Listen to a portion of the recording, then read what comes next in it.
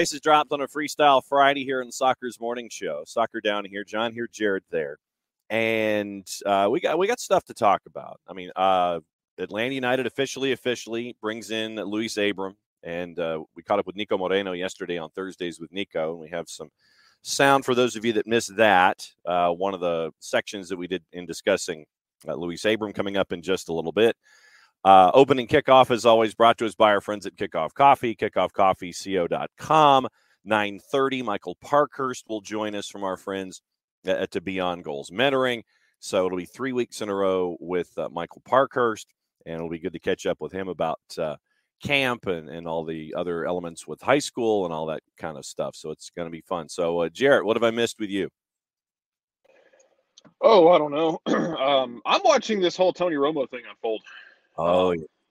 Because, if y'all miss this, like, basically more and more stuff coming out about, like, Tony Romo just not putting in the work, which is why, like, I don't know if everyone else felt this way. We were collectively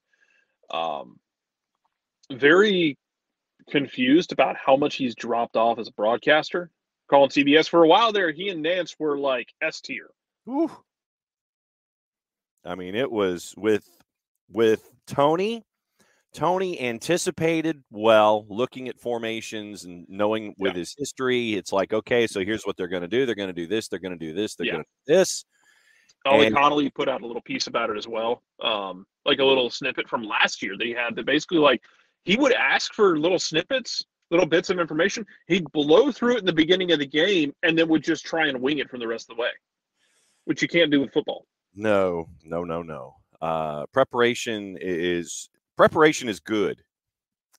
We probably need to have that on a T-shirt. Preparation is good when it comes to having an on-air product, because folks know when you ain't prepared, and the audience these days is more savvy and more engaged than in years past, and they know. The bottom line is they know, and you have to be right on at 120%. Every single time when you go on, or folks are going to sit there and they are going to let you know about it too. And social media being what it is, you're gonna get talked about. And Andrew Marchand at New York Post, for those of you that read media columns, Andrew was breaking everything down with Tony Romo, where allegedly they had an intervention. It's like multiple folks visiting Tony at his house. But Andrew Marchand uses the word intervention. CBS spokesperson says, no, we have regular discussions with our talent. Sam coming in this morning asking if Tom Brady is going to be a good commentator. I don't know. Once again, it comes to the level of investment. You know, it comes to that level of, all right, I'm coming to the table and I'm bringing all of my information and the studying and all these kinds of things. I'm going to bring all of this to the table.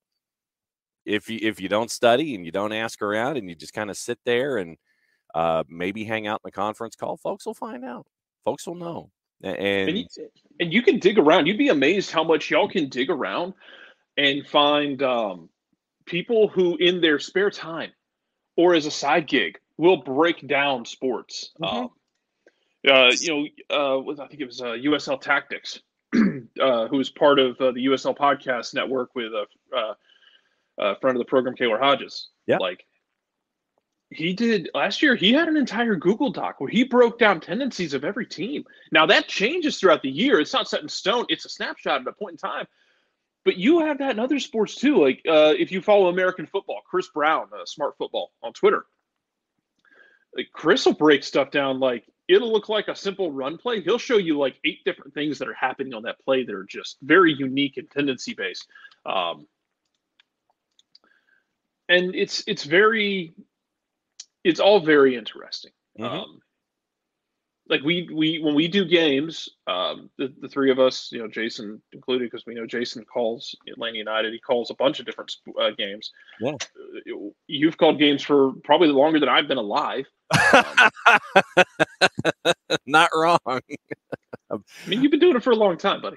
Yeah. It's not so much a comment of your age, but your experience. But good save. Yes. Thank you.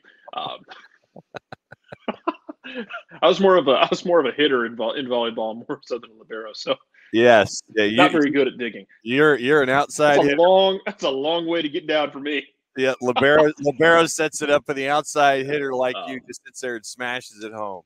Yeah, so but you do a lot of prep work, man. Like you're looking at past games, you're looking at tendencies, you're looking at past lineups, who's been available, who came in when, who came in what situation. Okay, the game state was this. They brought in so and so. Okay, well, what game state are we looking at now? Okay, where on the tree do we go from here? It's like a choose your own adventure novel. Yes, it is. Like, you do a lot of prep, and frankly, man, and we'll get to opening kickoff in a second. I didn't mean to hijack this. Unless this, of course, is opening kickoff. Frankly, it's insulting to people who work their ass off. Yes. I don't know if Turner's in this morning in the Twitch pitch, but Turner's in the Discord all the time, doing stuff, doing college stuff. Like Turner doing broadcasts doing college broadcasts for on the NAIA side for like wrestling and a lot of the Olympic sports. Puts in work. Everybody puts in work. Dave Cohen at Georgia State, who I've known for years and who we work with when we do Georgia State stuff. Yeah. They put in work. It's insulting to the people who put in the work to show up for $18 million a year and just not do the damn job. Yes. So I think that was my biggest takeaway from reading all of it was really it's insulting. Mm-hmm. For those of you that bust your whats in whatever job you do, and then you have and you can tell the larger the spotlight, the harsher it shines. And you can tell when stuff like this doesn't happen. Opening kickoff part 1. That was opening kickoff part 1, I guess. Let's see. Tom Brady, Sam Williamson says, I think he'll struggle at first, but I think you'll get the hang of it later on. I've heard commentating on the sport's 100% harder than playing on it because you have to know pretty much everything about the teams that are playing and the players you're talking about on each team, and it seems so stressful. And I mean, well, and Sam says that you and I could probably tell more about it. Michael, sure, but yeah. John, and tell me and correct me if I'm wrong. Please feel free to correct me. Yeah. Like we see the game differently from like the way Romo sees it, the way Brady will see it. My biggest fear with Brady doing commentating is that it's going to kick Greg Olson off. I think Greg Olson has grown into a brilliant commentator. Yeah. They see the game differently because they play it. They spent years sitting in those meetings of understanding schemes, of understanding like looking for the little things that we would overlook. Right. Because we can I can watch, 10 hours of game tape and I'm still going to miss something. Yeah. I'm still going to miss something that if I went to the station and talked to Randy Mack, that he's going to be able to tell me something that I missed. Yeah. Or Greg Olson's going to be able to tell you something you missed. Like those guys, they do bring a different view of it because they played in it. Now, does that mean that all broadcasters, all former players are great broadcasters? Absolutely not. No. Does that mean that all color commentators have to be former players? Absolutely not. Not one bit. Mm-hmm. But they do bring a different view of things. They might not be able to tell the story, though, and you have to find that balance. And, man, Romo had that, and then, it's like Michael's secret stuff wore off. Yeah, exactly. The flubber wore off with Tony Romo. Yeah, no kidding. And so, now, Michael, it was an article by Andrew Marchand at the New York Post. Apparently, Tony got multiple visits from individuals at CBS discussing his run of form, shall we say. And so that was just the topic that popped in this morning, and it got into research and it got into doing games and things like that. Yeah, I mean, I haven't played a lot of the sports that I've called. I've watched them and can look at things and can describe A to B. But for me, it's my job. Well, and the way that I always phrase it is this way: if I'm doing play-by-play, it's my job to call the play and then shut up, because the analyst has more of a background in the sport than I do. Here's the action. Here's what happened. Play is over. John shuts up and lets the expert talk. That's basically my approach. It's always been my approach when I've done play-by-play. Doing not relieved of duties, just more of a concern, Michael, by the network about his recent run of form. And by the way, that's easier said than done, because you have to build that chemistry with your play-by-play and color guy to know when to sit out. And it's something like that, when we called Tuesdays games, John and I worked on and had to find a rhythm for. You figure out when to lay out, when to jump in. You're figuring out that person's cadence, and you're figuring out how much your color person is going to say, if they're going to ramble, if they're going to be in and out quickly, just so it sounds natural. So it sounds like a conversation. Yeah. It's what, like, it for me personally, it's what, like, Skip and Pete did so well for the Braves for so long, where it just sounded like a conversation. Okay, Greg, time to go home. I mean, by the way, and if you don't follow Braves on TBS on Twitter, that's a rabbit hole. And whoever is in charge of that Twitter account, basically what they've done is they've taken the Braves broadcasts from the 80s and the 90s, and they've chopped them up into segments, and you've got some of the great quips and some of the great conversations. I mean, literally, you will be looking at those clips and you will get lost.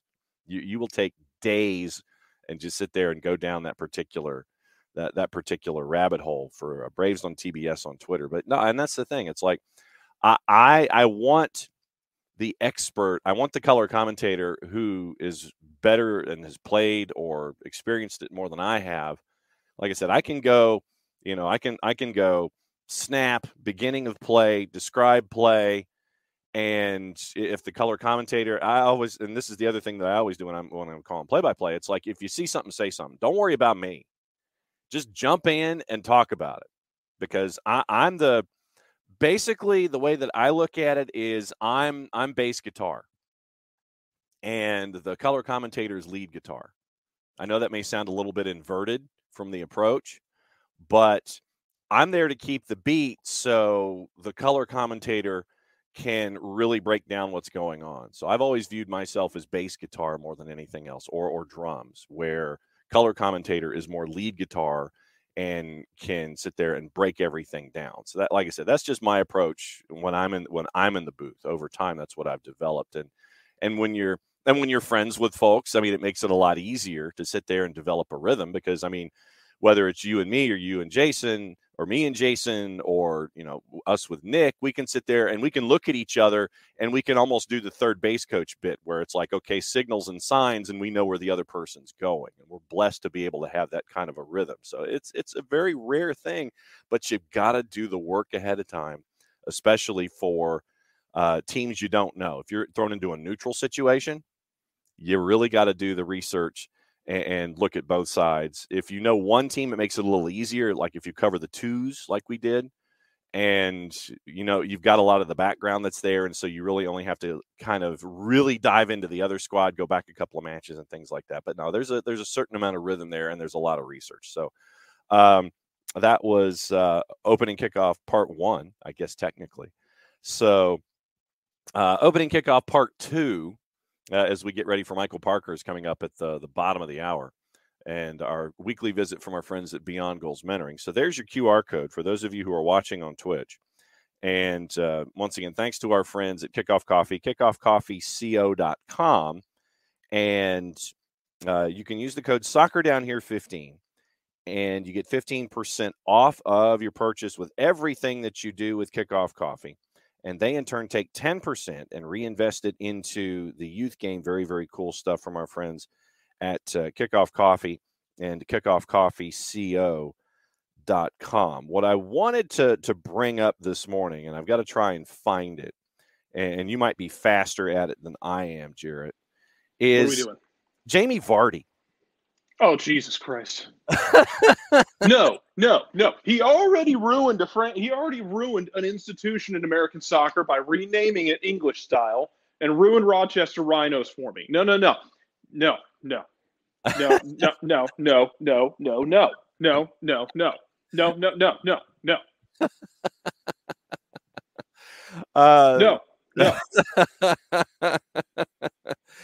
Well, the stupid part, other than most of it, apparently, and I've got to find the article, and I can't find the article in short order, but basically it seems like we might be getting an invasion from Jamie Vardy in Major League Soccer.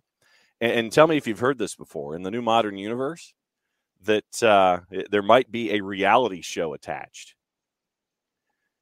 Tell me if The you're only place I will accept Jamie Vardy existing in American soccer is for the sake of this reality show, he has to go to Red Bulls, because we have to rekindle somewhere like all of our DC people, and somewhere Mark Fishkin just like got irrationally angry. He's not really sure why. David Fairstein as well got irrationally angry. He doesn't know why.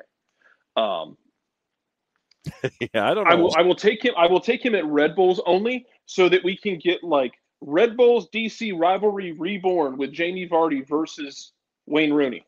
Mm-hmm. Yeah, so keep an eye on that. If you're a fan of, okay, here we go. I finally found it. Okay, from a source that has 371,000 followers on the Bird app, offered lucrative contracts from MLS clubs to join in the summer, and they could also start in an American TV documentary series. Why don't you just go ahead and call it a reality show? I mean, seriously, why don't you just go ahead and pop up on A&E, and I'm just going to be so upset. Call it a reality show. Yeah, that's all. Call it what it is. To your point, yeah, call it what it is, man. Just call it what it is. Yeah, it's okay. So, yeah, it's not okay, but it's okay.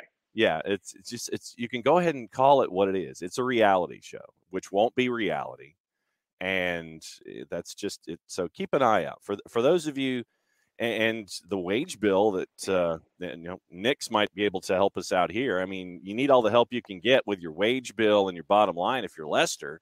So if Jamie Vardy ends up coming over here to Major League Soccer and thinking it's a retirement league, I can't wait for his first interaction with Santi Sosa. Maybe Santi Sosa can go 2 for 2 in reminding folks that this is not a retirement league, because when Blaise Matuidi came over and Santi Sosa decided to stand Blaise Matuidi up, he checked Blaise Matuidi into retirement.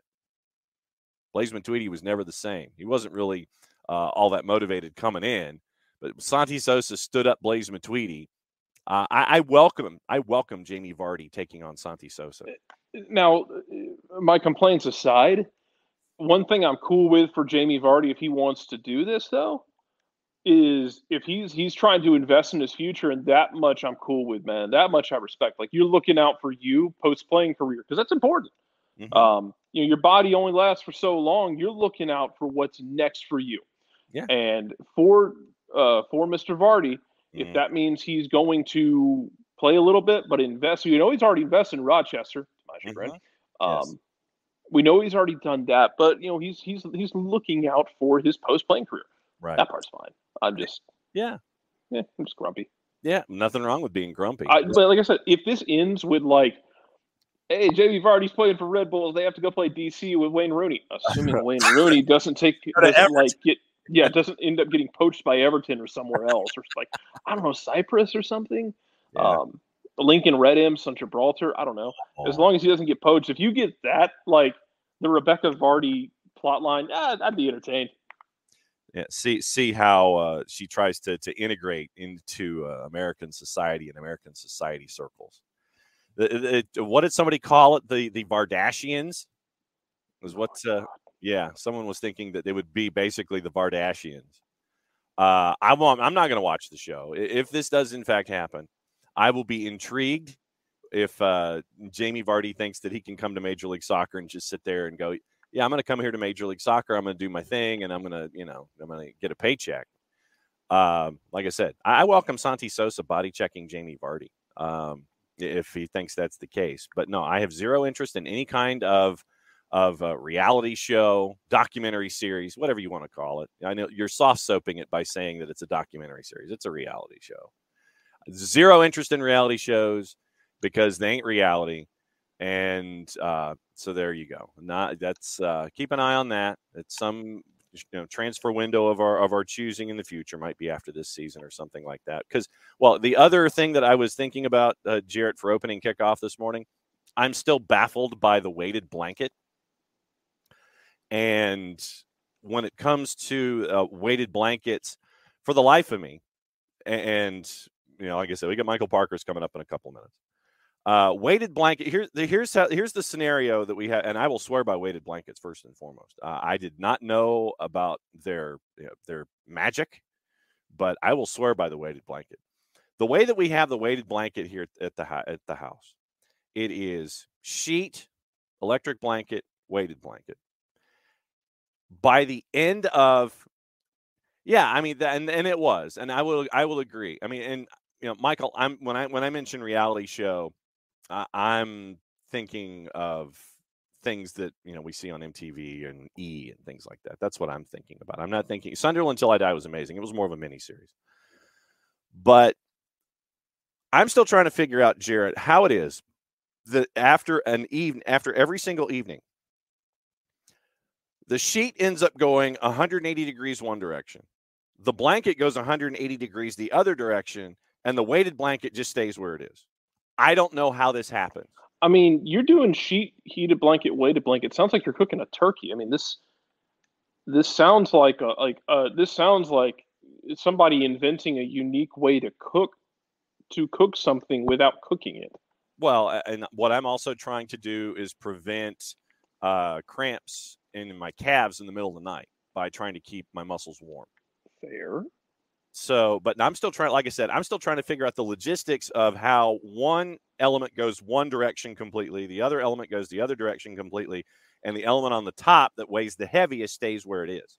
Literally, it does not move. But the sheet and the blanket go completely and totally opposite directions. One's on one side, one's on the other side.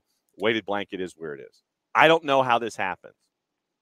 I don't know the physics behind it, and I'm completely and totally just confused by it all. And if someone could explain it to me, how it ends up that the weighted blanket stays where it is and the other two elements go completely in opposite directions, and we have to fix the bed basically every evening and every morning. I mean, when we wake up, it's like, oh, great, we got to pull this and or smoking a pork butt. Yeah, I mean, that's about right. But yeah, I'm just trying to figure out the logistics. I don't understand the physics of it, and it confuses me. And it also takes me, 10 minutes to make the bed every morning once again, because everything has gone in 38 different directions. Yes, I know that we have a lot of soccer to talk about.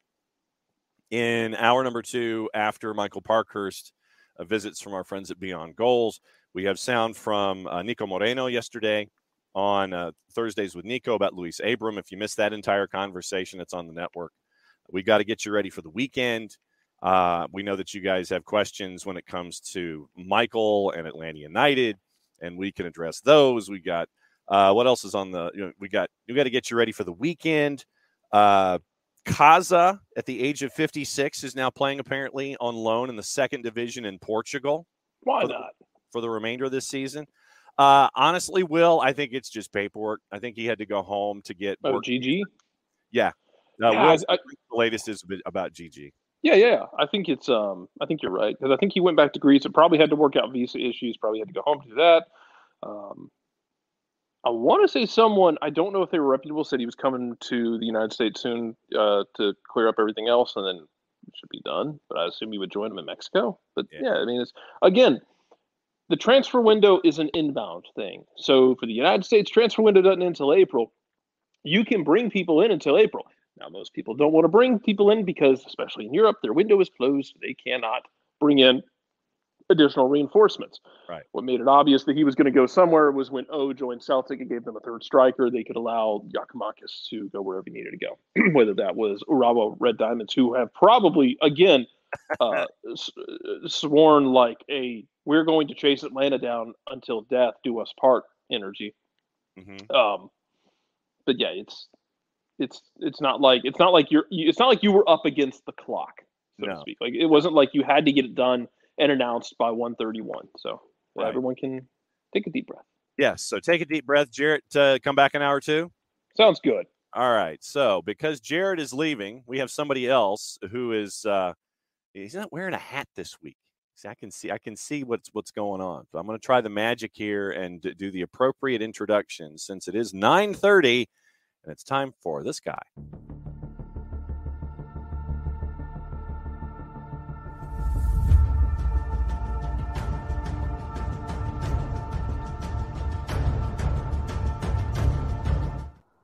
Cap, what's the word?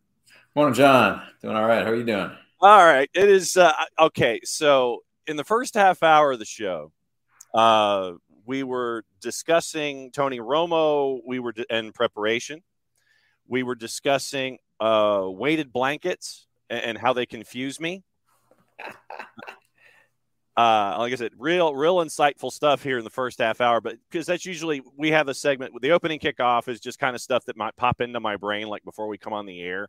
And then Jarrett and I bounce it around with everybody and try to figure out what's going on. But yeah, the Tony Romo stuff about preparation and how he's not the same guy. And Andrew Marchand in the New York Post writes an article where apparently they had an intervention. CBS is like, no, we talked to our talent repeatedly. There was no such thing as an intervention. So we talked about Tony Romo and preparation in general. And weighted blankets. All right, so let me get your thoughts on weighted blankets here. Do you have one? First and foremost. I do not have a weighted blanket. No, I don't like weight on top of me when I'm sleeping. Okay. I'm one of those people that like the first thing I do when I get into a hotel bed is untuck all of the sheets from the bottom of the bed because I don't like the tightness on my feet or anything. And so, I usually sleep with just a sheet or a light comforter with no sheet. Okay. Because I'm the exact opposite, because what I want to do is, especially in the winter months, I want to try to stay warm and keep from my calves cramping up in the middle of the night because of the temperature change. And so that's why I started doing it that way. And I will swear by weighted blankets now because it gets me to sleep faster and all this kind of stuff. But the one thing I've yet to figure out, and since you untuck your sheets, you don't have this problem, is the way that it is in the bed. It is sheet, it is electric blanket, then it is weighted blanket. When I wake up in the morning, and I mean this is every morning, literally, the weighted blanket stays where it is. It is locked in. It has not moved. The sheet and the electric blanket go 180 degrees in opposite directions. And so it's like the sheet is going one way and the electric blanket's going the other way. And the weighted blanket's just kind of sitting there going, bruh. Doesn't move. That's an impressive weighted blanket you have there, John. It is. I don't know the physics involved. And I'm literally petitioning people that know weighted blankets and what they do. It's like weighted blankets just kind of sitting there going, yeah, we're good. I don't know about y'all, but we're fine. Mm-hmm. But no, so you're not a weighted blanket guy, and it is a curtain call for physics. It is literally it is a siren call for anybody that understands the physics of this, because I have to spend another 10 minutes every morning fixing the bed because everything has gone 9 different directions. Anyway, hi. Hey there. I get the premise of weighted blankets. I just don't need one because I'm one of those people that like I'm in bed. If I'm not asleep within like 90 seconds, I'm like, what the heck is going on right now? Okay. It's a rarity, but I get the concept of weighted blankets. Yeah. Anyway. So Atlanta United is in camp in Mexico, and we mentioned weighted blankets. Hey, you're training in Mexico. That way you're not training in 12-degree weather or in rain or in crap. I get the idea of training away from home. When it came to training when you were playing professionally, we've talked about drills that you like, drills that you don't like.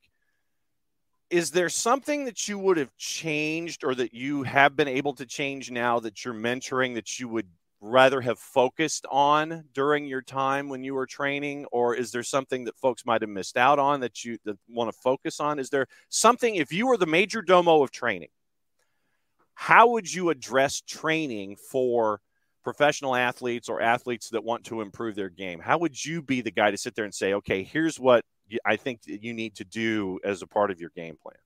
Wow.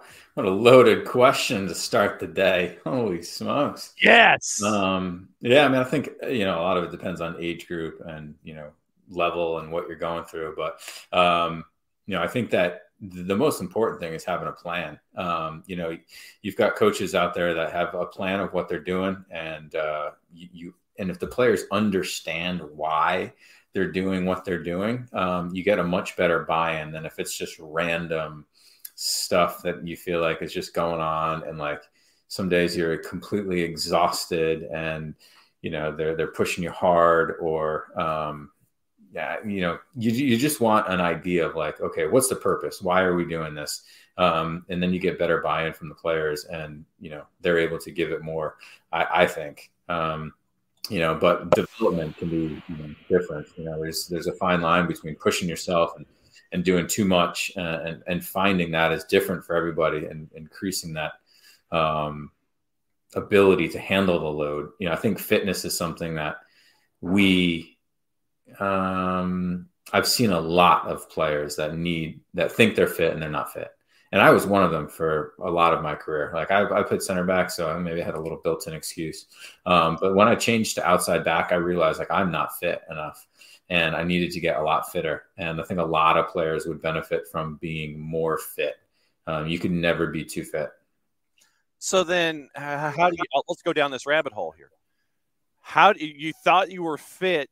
I guess define how you thought you were fit and what else you needed to work on to be the kind of fit that you needed to be. It's like, okay, you had one path and you thought, okay, I'm cool. But what else did you need to work on? What was the difference? Just the different types of fitness. You know, outside back, you're doing so much more longer running, more continuous running. Center back was just like sprint here and then jog a little bit and then stand and then sprint and then, you know, stand for the 20 seconds, 30 seconds. And then, you know, this constant sprint recovery, where outside back was like longer running and up and back, a lot more nonstop.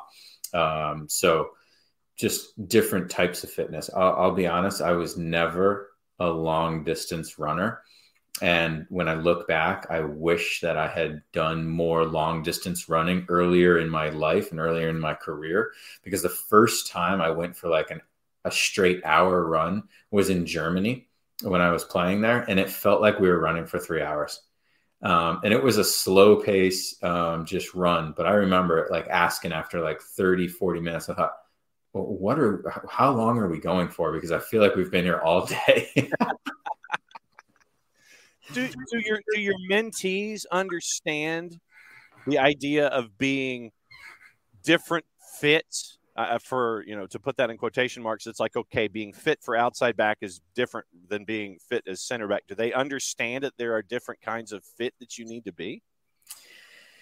Some of them, depending on the age, but I also think that, you know, some players, and I get it, you can only compare yourself to your teammates, and you think, well, if I'm getting through a game right now, I'm fit enough, which might be the case. But to understand, it depends on what your goals are too, right? Because every level you go up, it gets more intense. There's more running. There's more high intensity running, which is a different type of fitness. And so being able to adapt to that is important and crucial. And it's something that we can control, right? We talk about a lot of what can you control and what can't you, and fitness and being prepared to put the work in absolutely is one thing that we as athletes can control. When it comes to listening, is listening different for today's mentees when it comes to advice? Because, you know, obviously you're there, you and Greg are there to help, and you want to have athletes, regardless of what their goals are, to improve, to be the best that they can be. Is listening even different for mentees of today than, say, the folks that you were around that might have been in that same age group a couple of years ago? Is there more of a purpose listening? Is learning the same, or has learning changed even in the last couple of years, I guess is what I'm trying to ask. It's changed a little bit. I think you have to garner their respect a lot more. You know, I think that when I was a young pro, right, if somebody that had come in and had real success wanted to share what helped them and what they did right and wrong and stuff, I think I would have been like, you know, shoot, tell me everything, please. You know, and I also think that was a time where it was like rookies kind of knew their place. They were put in their place and all that stuff. And the younger generation's different. It's just a different world for them. And so I think that that's one of the benefits of, like, and we've talked to Atlanta United Academy about this, because they went back and forth about maybe having a sports psychologist. And I said, that's great. You know, I'm for sports psychologists because I think the mental game is important. So, but there's also something to having somebody talk about it like myself or Greg, who has been there and done that and gets what these players are going through on a daily basis and have had success where they're trying to go, even though we obviously don't have the degrees. And, so some sort of combination I think is great, but garnering the respect of those young kids before you're just trying to give them lessons and, know-hows is pretty important. Because and on two different fronts. I mean, there's that level of respect, and I would imagine that there might be some athletes who are younger who might look at the older athlete and sit there and go, "Oh, he's X whatever is on the driver's license. Oh, he's over 30. What does he know about what I want to do?" And I think that garnering respect, you can look at somebody on TV and look at their resume and know what they've done historically. But I still think that there might be those gaps where it's just like, what does he know about me and what I need to know? I mean, is that part of the respect part of this also is just getting past that first notion of, I've been there and I know. And believe me, when I tell you what's going on, I mean, that's got to be part of it too. Yeah, totally. Again, the fine line of like trying to tell them where you've been and what you've accomplished to get a little bit of that respect, but also downplay it and, make them understand like we're here for your benefit, not our benefit. Right. Our career on the field is over. Yours is just starting and we're trying to help you have the best career possible because it's the best career anyone could have if you're able to do it. And so, sharing a little bit of both things and just, humanizing it and making them feel like, hey, we're here for you guys. We're trying to help you. And it's a little easier in Atlanta United because most of the kids still know us. But when we go to other clubs and, work with other schools and things like that, it takes a little bit more. And at the same time, you mentioned sports psychologists. And I think that has grown in the last 20, 25 years. I mean, the Atlanta Braves in their years of success when they were winning all of those, division titles, they had a sports psychologist for their pitching staff. And Dr. Jack Llewellyn was, well known here in this part of the country for helping out athletes who needed sports psychologists. And then there would be place kickers who one comes to mind, Al Del Greco, who was at Auburn and had a career in the NFL. He did sports psychology, and it would help him with field goals and PATs. And it would be just something as simple as a trigger word. Dr. Jack gave Al a trigger word, birdie, because Al was a golfer and he wanted to be a fantastic golfer. And he was very, very good. But Dr. Jack took that idea of, okay, in golf, what is succeeding? An eagle or a birdie? It's better than par. You're under par. So if you want to succeed in golf, you're thinking birdie. And so that would be the trigger word for Al from a sports psychologist. Okay, I'm about ready to kick this field goal. I'm thinking birdie. So I think that the stigma in sports psychologists and sports psychology, I think that may have drifted away over the last little while to say it's okay to ask for help in a situation like that.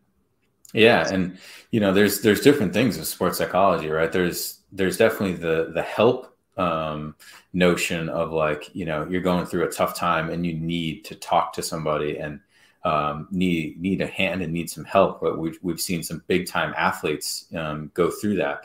But there's also the edge that sports psychologists can provide, right? It's not like you're in need of help, but you don't know that you can have an extra edge based off of your mental side of your game and becoming a little stronger and more aware. And, I was able to work with one at IMG in high school. And I thought it was really beneficial to me at a young point in my career or journey, not even career yet. And so, I'm all for them. I think the brain is so powerful, and obviously it was one of the biggest tools that I had when I played. It wasn't my physique, but I mean, you learned what you could do. You knew your limitations. Sometimes you would want to probably try to exceed your limitations and sit there and say, I can push past this and I can still do what I'm doing.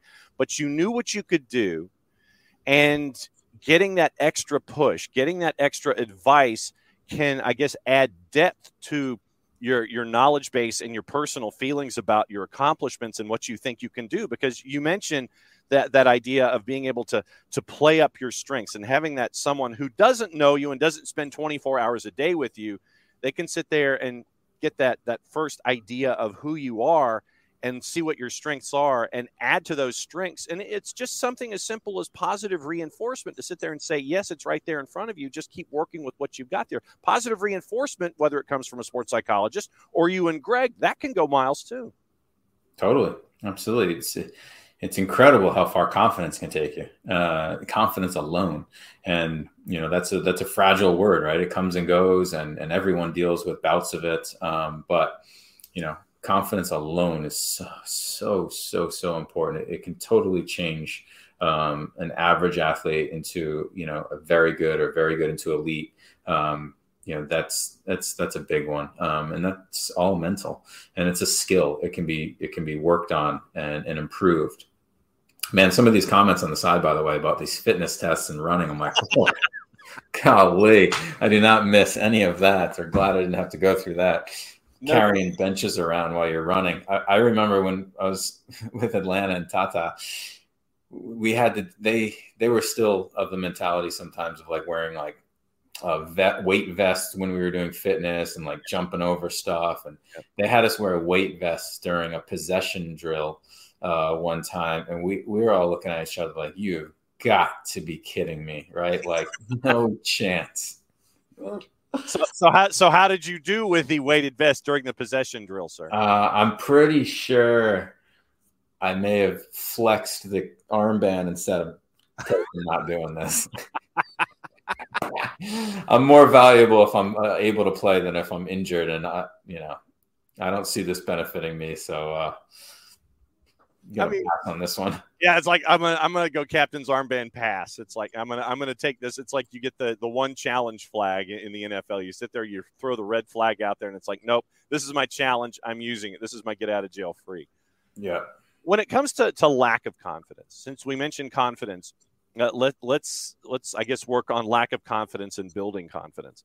When it comes to your mentees, how many of them have those bouts where they're unsure and I don't want to use lack of confidence, but they may just be unsure about their path and what they're trying to do to be the best that they can be? How unsure are mentees these days that you guys come across?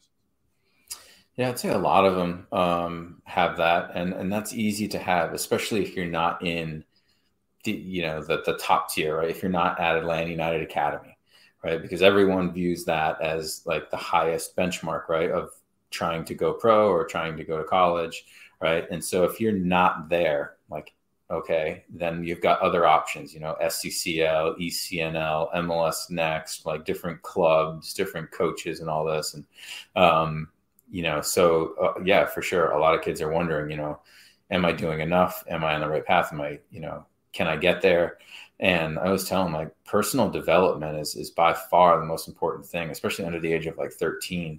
And so if you've got a coach and you've got a team that are pushing you to get better, then you're fine. It doesn't matter if you're playing for Atlanta United or if you're playing for, Inter, Nassau, name X club.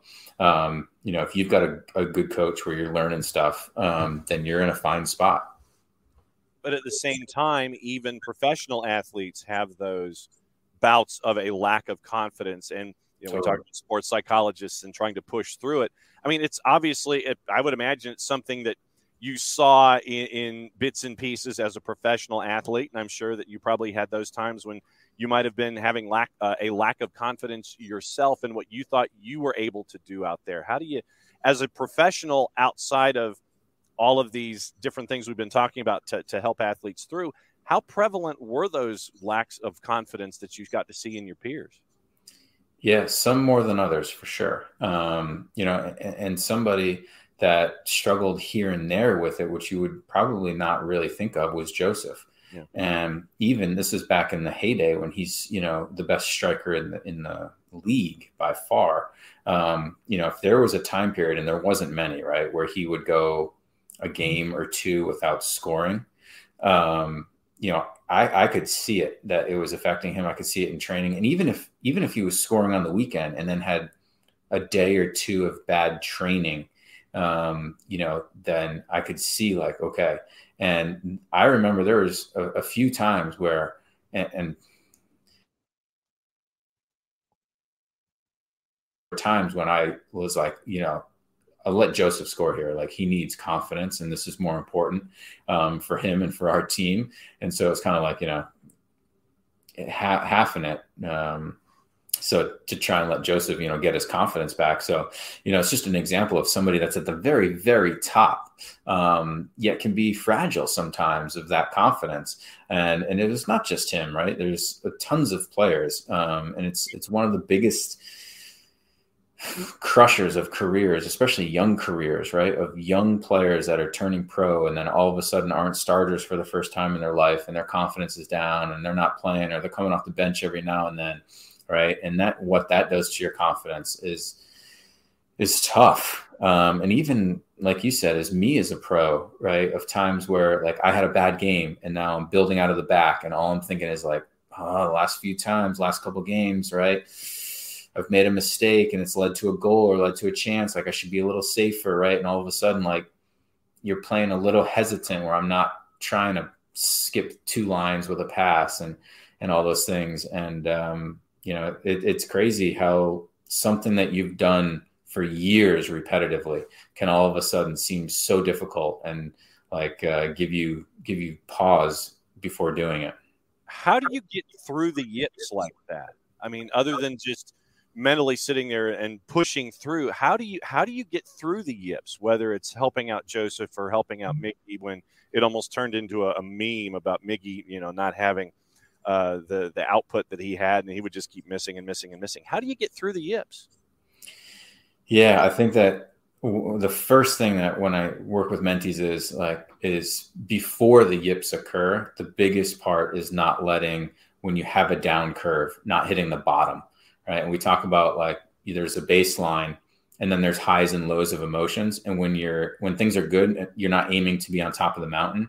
You want to be in between that period of top of the mountain and the baseline, where you're enjoying things and you're celebrating and stuff, but you're not aiming to be on cloud 9, because more people that aim to be on cloud 9, when things go poorly, slide all the way down, hit the bottom, and then crash. And then your confidence is really, really difficult to get back once you're at the bottom. So a lot of it is preparation beforehand.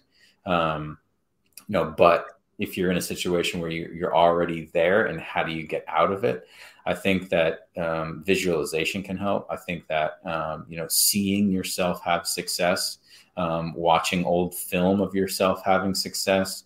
We talk about journaling with our mentees so that you can look back in your journal and remember, oh yeah, I was good at this. I was good at this. These are my good games.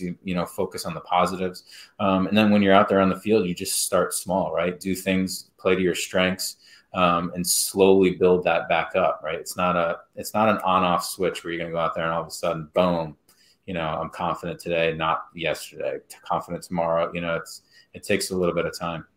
And you get that first positive moment, which you want to try to lead to a second positive moment. And then that gets you back out of that lull if you've hit bottom.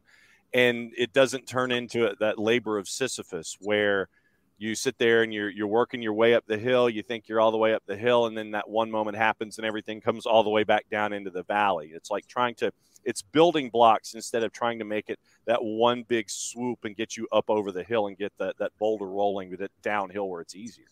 Totally. Yeah, absolutely. And it's the journey, right? Of, climbing that ladder slowly so that, when you fall, you're hitting those steps on the way down. You're not just free falling. Because that's a bad place to be. And you'd be surprised how many athletes I played with that, after each game, it's the bottom of the barrel and like, what are we going to do? And, how are we going to burn this thing down and start anew? And, I do think that honestly, we had so many at Atlanta United that was one of the reasons why, if you look back at like the first 3 years or so, of how many times we came back from a losing position to win games, it was very, very low. And I do think that mentality had a lot to do with that. What's it like in those situations when you're down, but you still have that cloak of invincibility that you've built on because of confidence and because of all those external factors? What's it like to have that, even though you're down, you're like, yeah, okay, cool. We got work to do. We know we can do it. What's it like to be that confident in a situation? Yeah, there's no better feeling because, nothing just gets you off that high seat, and that I'm saying that high seat, not cloud nine, but that feeling of we're okay, we're fine, we're where we need to be right now. We're not where we want to be, but we're where we are for a reason, and we can get ourselves out of it. And just knowing that, until the final last whistle, right, we still have a chance. We can still get ourselves back into this. And you know what? If it doesn't work out, hey, it was just an off day and no problem. We're going to get the next one because, we're good. And we've got this group mentality of, bouncing back. And we had that mentality as far as bouncing back because we didn't lose too many multiple games in a row. But that in-game mentality is important, for individuals and collectively as a group. And sometimes that can be tough. I mean, you look at somebody like the Columbus Crew last year, the amount of games, the amount of points they lost in the last 10 minutes of games last year was incredible. And so much of that is mental side of things, the mentality of like, it's the 82nd minute and we're up a goal, or it's the 82nd minute and we're tied. Like, don't let this happen. Don't let this happen. Right. Instead of like going out there and like, let's finish this game off. Like, confidence. We've got a lead right now. Game over, lockdown, right? It's just, it's a mentality. And at the same time, that team that's going up against you, if they can sense that you've got a case of the uh-ohs or that you've got a case of the yips, that team that you're going up against, if you feel that insecurity, they can pounce on it just as easily and get past you again, as we saw with the Crew last year.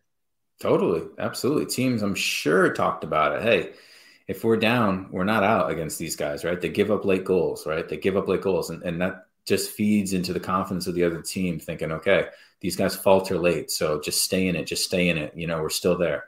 Absolutely.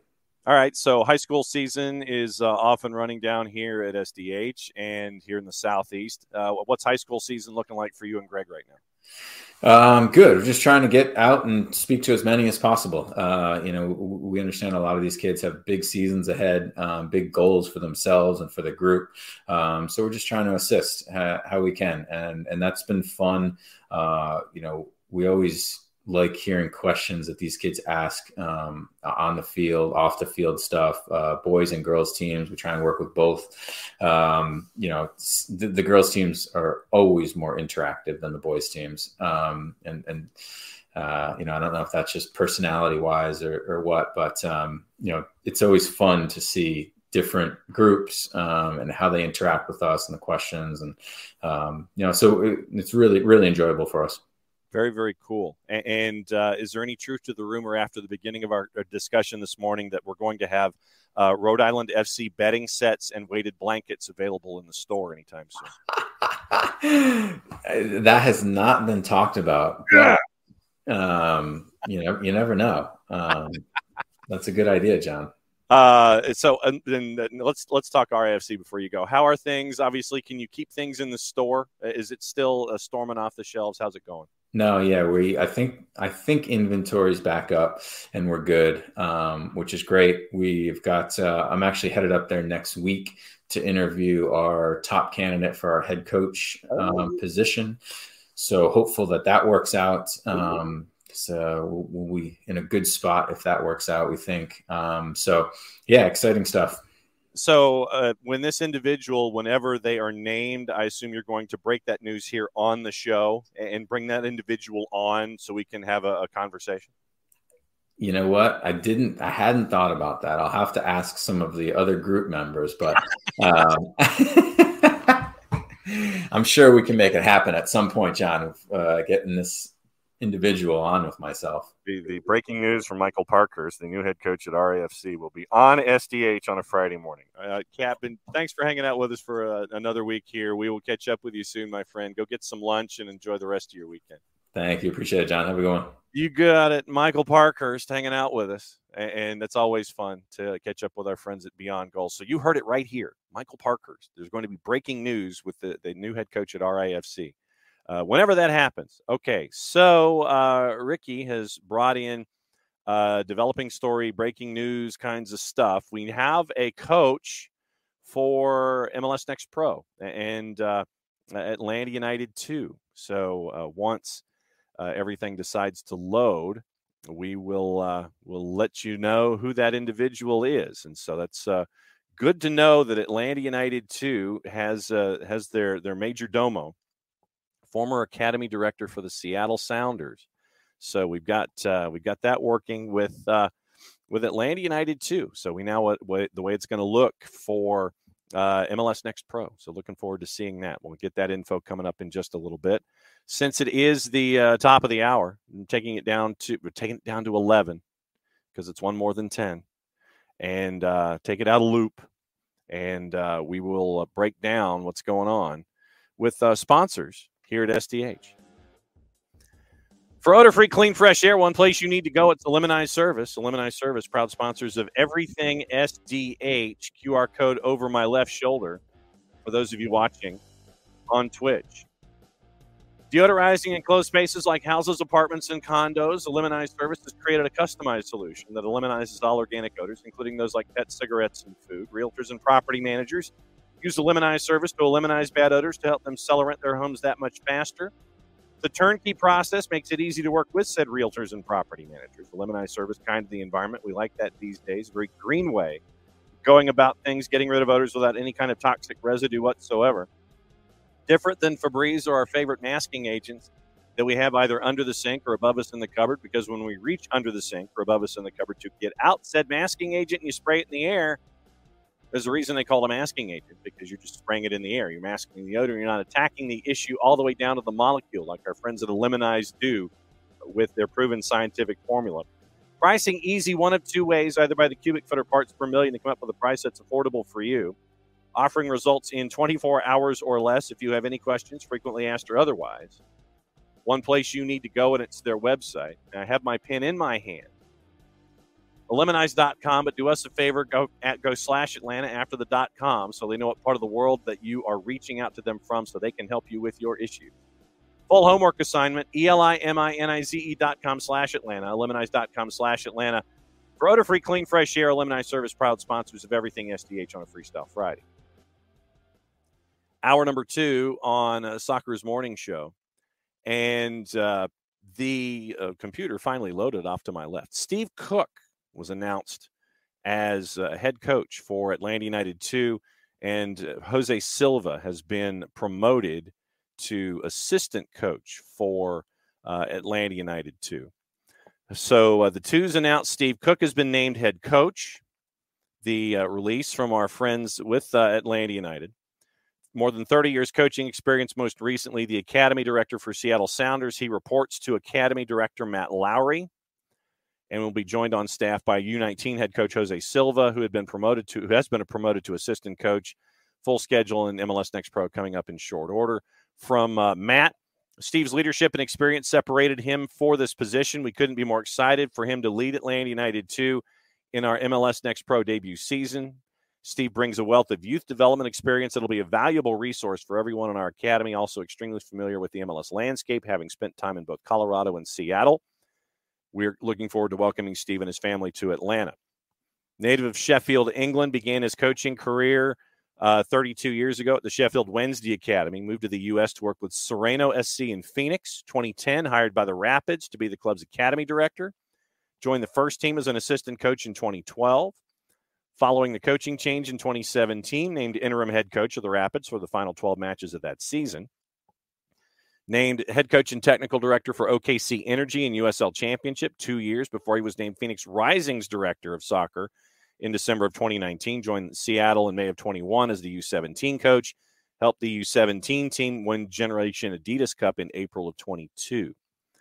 Quoting Coach Cook, excited to join such a high-quality group of people, prestigious club like Atlanta United. Want to thank Matt, Garth Lagerwey, and Carlos Bocanegra for their collective faith in me to lead the Atlanta United 2 as the team joins MLS Next Pro. The Southeast is a hotbed for talented young players and has a long history of developing professional players.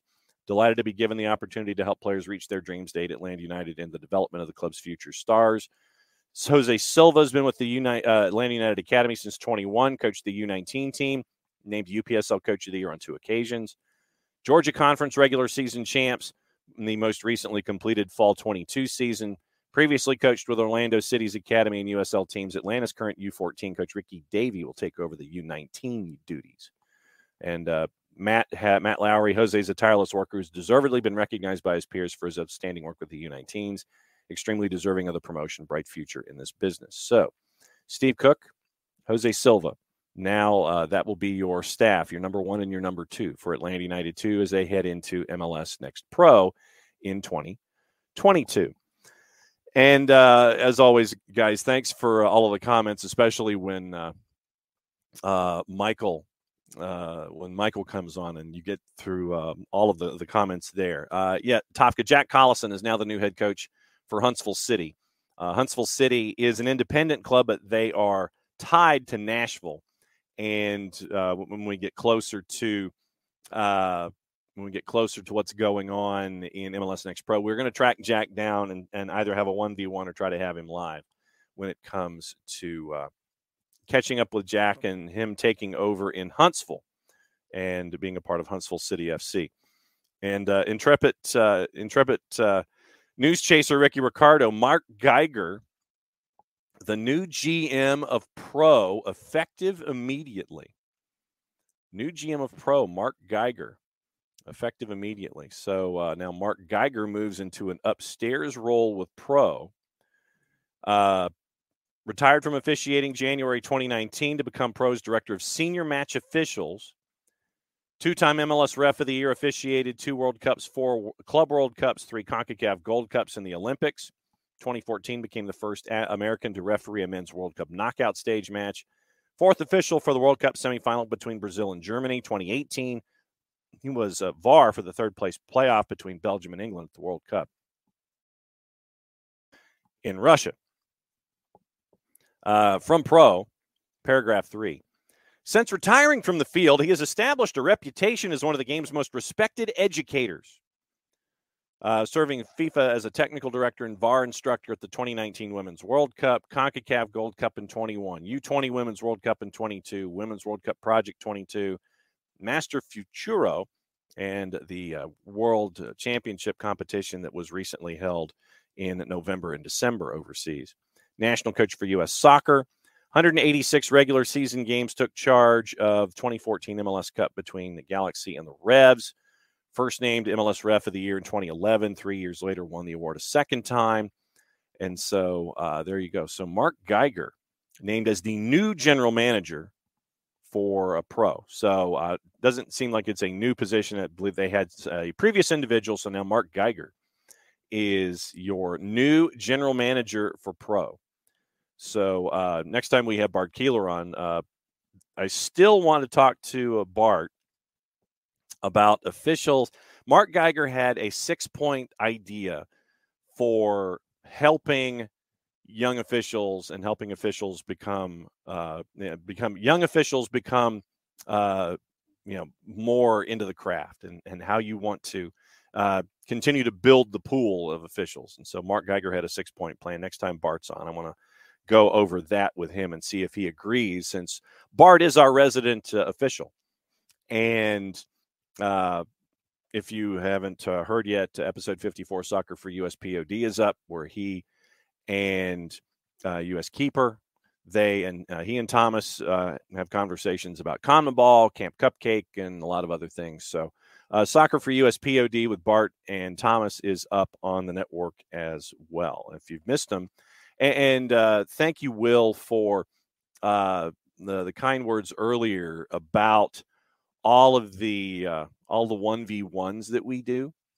And I wanted to catch everybody up on the 1v1s. Hearing about the growth of the sport all over the country, from Des Moines, Providence, Duluth, and everywhere. But yeah, Duluth, Minnesota. That was a fun one. And it's very rare that you get to catch up with a gold medal curling skip who happens to be a a co-owner of a franchise. And so there's some interesting stories, and that's what we're all about. We're all about growing the game and letting everybody know what's going on with the game. And it's not just here in the Southeast footprint. I mean, we started out, 7 years ago, since this is our 7th season, we started out as a show about soccer in the South, and now we are a network about soccer that just happens to be based in the South. And so to be able to reach out and then have John Schuster for a 1v1, to catch up with all the voices of the game that we do, to catch up with all the folks that want to continue to grow the game and have franchises in cities and things like that. And the Marshall Islands, I mean, it's really rare to be able to do those kinds of things too. So just to be able to let everybody know about the storytelling is there. So it's always been very, very fun to be able to tell stories when it comes to the game itself here. Let's see. We kind of had a little GG talk, Emilio, before Michael came on. Right now, we think pretty much that it's just paperwork. And right now, you're waiting for visa, you're waiting for work visa, ITC, P1, all those certificates. And so that's what you're staring at. It looked like it was 4.3 by the end of the discussion. And that was the interesting part. It's like, okay, so now what? Then the now what turned out to be Luis Abram, and Abram officially signed. He is now a part of the back line for Atlanta United. Yesterday, for those of you who missed it, it was a conversation, part of the conversation that we had with our friend Nico Moreno from the Soccer Bar and Pulso Sports about Luis Abram and what Luis Abram brings to the table. So here is the conversation that Nico and I had yesterday. Part of it was he compared him to Javier Arriaga. And so here's Nico's thoughts on Luis Abram, courtesy of Thursdays with Nico yesterday. Of course, maybe if I actually brought it up to where you could actually hear it, because when you turn the music down and you're cutting the promo, then all of a sudden you forget to turn the music back up. So here's Nico again from yesterday talking Luis. Down him, I've talked to a lot of people, teammates, a few coaches, and obviously those reporters that follow things closer. But he's intangibles have always been a plus. Everybody who I talked to always said he's a hardworking guy. He's a locker room guy. He wants to be very respectful towards media members and fans. He's gotten into some really strong confrontations with some fans, and he never responds the negative way, because that's just kind of the way things happen in Liga MX. Unfortunately, there's a lot of access from fans that tend to be a little bit overly passionate, if not beyond that. Well worded, overly passionate. Yes. Yes. So absolutely. When it comes to the intangibles, is something that I look for, and I'm sure Gonzalo and Atlanta Scouting is looking for in that regard. He's very, very good. So there you go. Your word on Luis Abram, comparison to Javier Arriaga by Nico Moreno. Our friend Gustavo was intrigued by the idea of Luis Abram and Juanjo Purata being on the field at the same time. So, we'll keep an eye out for that, and obviously just keeping an eye on Giakoumakis. But once again, it's going to be with you're looking at contracts and visas and work visas and things like that. So that's what I think that's where we are. And when this becomes officially official, that's where we are. Michael Head. Chelsea, plenty of excess players. Intriguing to see who gets left off the bench. And we were discussing yesterday. We think that you got to have. You're only allowed 3 transfers on your Champions League roster. We pretty much figured that it's going to be that it's going to end up being Mudryk was one of them, and then it was trying to figure out who the other 2 are. In that. Who's that? And Enzo Fernandez, if everything finally clears with Enzo Fernandez, it would be Mudryk and Fernandez would be 2 of your 3. So who's your third? Is it Badiashile? Or who else? Who's the third man, as we were saying yesterday with Bobby Heenan? I need that drop. So who's the third man for Chelsea when it comes to Champions League? So we'll see. It's with Chelsea, you spend a lot of money, but you got to make some decisions too. And Boley Clear Lake is very confident in Graham Potter and what they feel he's able to do as a coach and what he's going to be able to do with all this incoming resources. Alex, between the electric blanket and the weighted blanket, I must wake up a panini. Close. But like I said, mainly I started getting those calf cramps in the middle of the night, and so I figured I'd try to stay as warm as possible. And so there you go. And did you see the picture of Sean Dyche yesterday with Tom and everybody? First day of work at Everton, where he's in his shorts. He's in his Bermudas in like 30-degree weather or whatever. I want to see the drills from Sean Dyche. And obviously, a lot of us remember from his time at Burnley when there was the game that was in the massive blizzard, and he's out there without a blazer, and he's just out there with his button-down shirt and tie. So that's what Sean Dyche is there. Michael, yes, that's what I try to do with Cap and Greg when they come in. He was 5 years ago trying to figure out how to defend corners. Now he's trying to strategize against sheets and electric blankets. Absolutely. And the conversations that you guys were having with the drills that you guys got. First day of college practice time, you had to do a mile test, had to make it in under 5 minutes, and your coach was a marathoner. He took you on 5 to 10 mile runs regularly. Yeah, I'm not a runner. I would not have made it. Fitness a metal bench around the track. 5 of you? Yeah, no doubt. It was definitely unnecessary. And Emilio, like I said, there may be a sports psychologist on call for Atlanta United. We just don't know. It's not something that's publicized.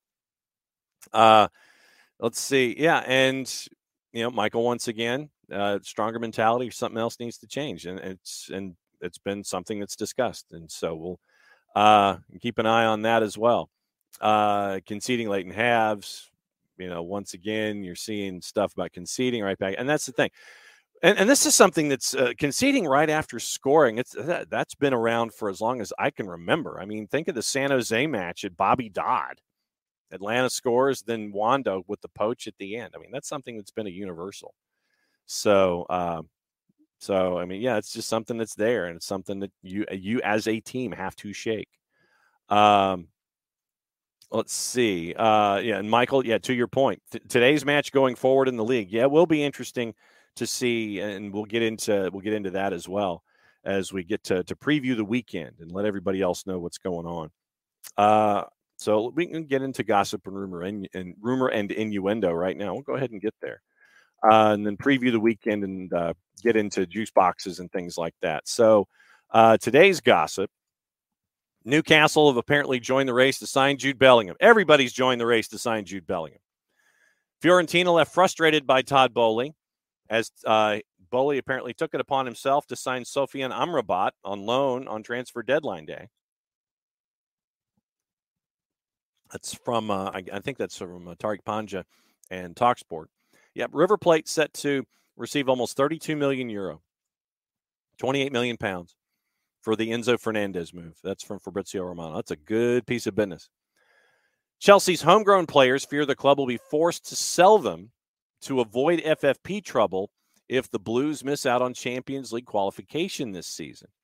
So what we mean there, Telegraph Sport, and this is from our friends at the Telegraph, already reported on a planned clear-out starting with Jorginho to Arsenal. First-team academy graduates believe they'll jump to the front of the queue of players the club look to sell if they miss out on Champions League qualification. Experts believe Chelsea's best way of assuring they avoid the threat of FFP, and this comes from Matt Law at the Telegraph, in such a scenario would be to sell academy products who count as zero cost in UEFA calculations. UEFA put Chelsea on an FFP watch list of 19 clubs in September, but that didn't stop Boley Clear Lake from spending over 600 million pounds. So amid the fear, the club will sail close to the wind over FFP, and this is Matt Law's wording, even though they're unlikely to immediately breach UEFA rules. Chelsea considered trying to sell Conor Gallagher, Ruben Loftus-Cheek. Other academy graduates like Trevor Chalobah could face a struggle for game time once everybody who's injured returns. Mason Mount's yet to sign an extension on his contract that'll have 1 year to run at the end of this year. Offers likely to be considered for Callum Hudson-Odoi when he comes back from his loan at Bayer Leverkusen. Ongoing commitment to a homegrown academy player, signing Reece James to a long-term deal, promoting Lewis Hall to the first team. Some of Chelsea's homegrown players fear they could be sacrificed. Club are likely to offload Hakim Ziyech. Just make sure that you get the paperwork signed and submitted in proper order. Did I say that in my out loud voice? Pulisic, Dave, Aubameyang, Koulibaly, Chelsea and Fulham tonight is Friday Night Football. 10 points behind fourth place Manchester United and face Borussia Dortmund in the last 16 of Champions League in 12 days. Still haven't given up hope in qualifying for Champions League, but it's aware that they will be under greater pressure to bring in additional revenue if they do not. Graham Potter, we need time to gel. Basically what he said. Chelsea website lists 31 first-team players. That does not include Hall, who has started the club's last 4 matches.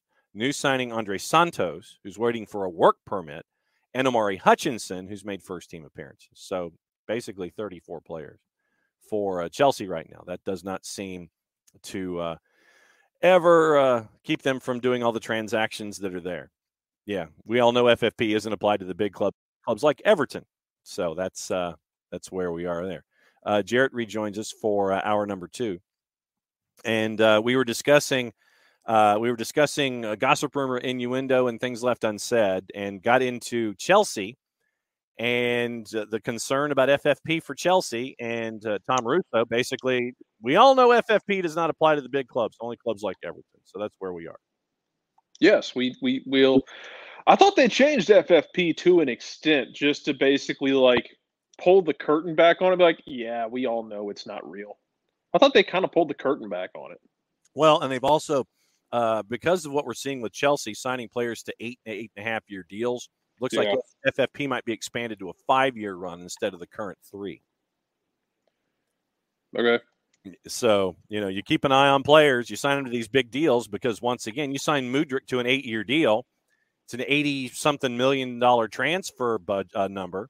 But on the yearly basis, and this is something that we see in Major League Soccer, it only counts as a $10 million number against your books a year, even if you bring him in for $88 million or whatever. We see that with Major League Soccer all the time, where you sit there, you sign somebody, you sign them to a large year deal, and that way you can budget the number in a cap league. And once again, the cap getting into the discussion here, but yeah, the idea that you can budget that number across X number of years so you're not completely hamstrung by a big signing. Yeah, I mean, it's everything. I wish they'd make the decision of just be the Wild West. I would be less insulted if it was just the straight up Wild West that European soccer wanted to do, instead of pretending to try and keep it fair. Because we know it's all nonsense. We know it's all BS.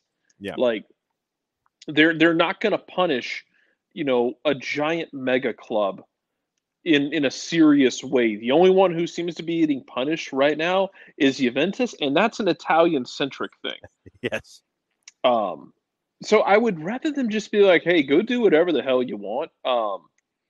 If you want to drive yourself into the ground, drive yourself into the ground. Mm-hmm. Give them the freedom to do that. They'll figure it out. If you want to go full self-regulation, whatever. I would rather you do that than what we have now, which is just this. We're gonna police everybody. We're gonna police everybody. You did something wrong. Well, checkbooks are looking. I got a couple checks in here that I got room in my checking account if you want. It's Gilbert make a donation. Beverly Hills Cop is what it is. It's like I've got this piece of paper in this one hand, and then I've got this stuff over here in this other hand. And, the more that I focus on what's going on over here in my other hand, it's like, what is this in my left hand? I don't know what's going on over here. That's I am very annoyed by its entire existence. Because you're not actually going to punish people. So why do we? I think I am, as much as anything, I am very annoyed by the prospect of like, oh man, are they going to give up financial fair play? We should write an article about it. We all know they're not. Don't bother. Don't sit here and tell me like, oh, are they gonna get hit by it? No, they're not. It's okay. They're going to get a Which finger. is not okay, but I mean, because it'd be okay if you actually punish them. It'd be okay if you didn't pretend to want to punish people. Yeah. But you don't. You sit there and you hold this sort of Damocles over everyone's head, but you don't do anything about it. So whatever. Did you see that Mark Geiger's named Howard Webb's successor at Pro? I'm fine with that, man. Geiger's fine. I know he gets a lot of hell, but you can do a lot worse than Mark Geiger. He's a good referee. Go back to the Columbia-England game where his main goal in life in that game was keeping it 11v11, and it gave us a World Cup classic with both teams getting so far out of pocket they couldn't see the pocket anymore. Mm-hmm. I'm fine with that. Howard Webb was kind of a pompous airbag at the end of it all. It's kind of annoying, to be honest. Mm-hmm. So, whatever. Yes. I don't care. Yes. And good for Mark. I hope he's happy. Yes. Other gossip, rumor, and innuendo. Spurs had a transfer deal almost done for Gerard Deulofeu before Udinese player was ruled out for the rest of the season in January with a knee injury. So at least they caught it in time. This is why you don't play guys a lot of times before potential transfers, so that you don't have these. Mm-hmm. Just so we're clear. The agent of Moises Caicedo has criticized Brighton for denying the Ecuadorian midfielder a move to Arsenal and said the opportunity may not be repeated in life. Whew. I don't know that he would. Man, I don't know that you would ever be as petty as you can threaten to be if you're an agent in this situation. Yep. To be like, hey, we're just going to run the contract down. Are you sure about that? And walk on a free. You sure about that? I get they're upset, and I get like there's multiple layers of I can understand why everyone's upset for my view of it. Like, yeah, like Brighton's trying to get as much money as possible because they have this insanely talented player who's worth a cartoonish amount of money. Of course, they're trying to get every dollar they can for him. Why wouldn't they be? It's their job to get every dollar they can for said player. Why, yes.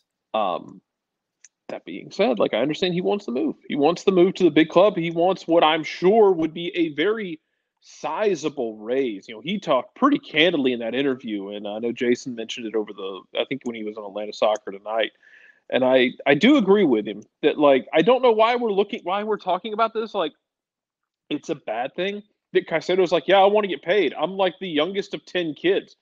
The man's trying to get paid so, you know, he can take care of his and his own. And I mean, you're talking potentially, you know, generational money down the road for this kid. Of course, he wants to get paid. He's trying to take care of his. We saw Joseph Martinez do the same thing when things were really clicking in Atlanta in 2018, where, you know, you're trying to get family out of Venezuela because you had a lot of issues with Venezuelan government and Venezuelan economy. Yes. Like, guys, we talk enough about, like, and I know I'll go blue in the face talking about players are human beings. They're not robots. They have families. And some of these guys come from places that are pretty messed up. And there's a lot of stuff that we cannot relate to growing up in the United States, especially growing up in like a metro area.